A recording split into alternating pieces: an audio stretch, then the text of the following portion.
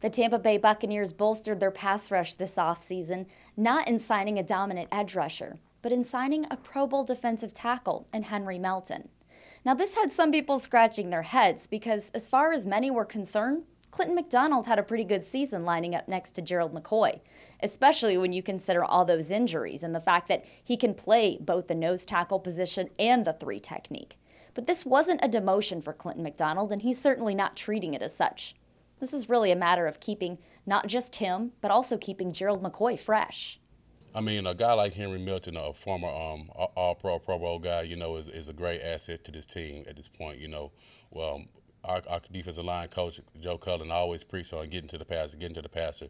This defense, rush and cover, works together. If you can't rush, you can't cover in a sense. Both of them work one and the same. Henry Milton is just a great addition to this team so far as helping us get to the quarterback, helping us, in any way possible that he can. And coming from his experience and from Chicago and Dallas, teams that won, successful out there, he brings a lot of camaraderie with himself as well.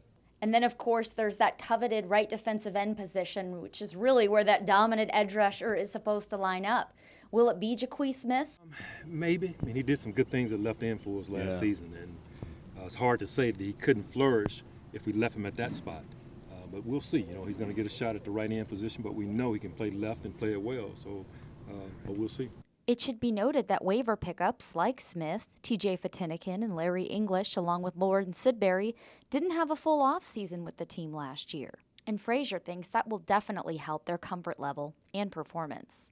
That was a difficult spot they were placed in, along with Lawrence Sidbury, who came with us a little bit later, Larry and other guys as well. And that's a tough deal when you get plucked into a situation and the season has already begun and everybody is so far up to speed on some of the other things that you're doing. So to have this offseason, Larry complimented on it a couple of days ago. Last year I was just hearing words and really didn't know what they meant. And to have a chance for TJ, for Ja'Quie to now understand the true meaning of what we're trying to get accomplished, it should help them tremendously in their play. They'll play faster. They'll be more effective in everything that they're doing. So to have a chance to go through this offseason should help all of our guys. And then there's also George Johnson, and I had mentioned him to Leslie Frazier, and while he commended him for what he did in spot duties last year, he said they probably won't increase his rep count a whole lot. And he was a rotational guy last year, but in his case, they're going to line him up on both sides. They're also doing the same with Larry English.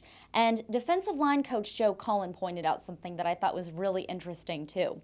He had mentioned that they don't always line up their best pass rusher on that right side. And in fact, he said that he's had instances when he's coached where they've actually had better success putting their better guy on the opposite side where he's not facing the team's best offensive tackle. Of course, that left tackle spot, the left tackle is facing that right defensive end. That left tackle spot is where the guys make the big bucks. That's where they line up. They're, of course, responsible for protecting the quarterback's blind side. So I thought that was an interesting observation because conventional wisdom tells you that your best guy typically does rush from that right side. But the big message that I took in talking to a number of these coaches is that they don't want to have even their best players, even Gerald McCoy, they don't want to have him out there for 80 to 90% of the snaps. They feel like doing that would really make him ineffective when it's most important, the fourth quarter, when it's time to close out games. So that's one of the reasons why they brought in a Henry Melton. That's one of the reasons why they might take more of a committee approach when it comes time for some of these outside edge rushers. Although ideally you would like some of these dominant pass rushers to emerge in camp. I think that would make fans feel a lot better. With Sports Talk Florida, I'm Jenna Lane.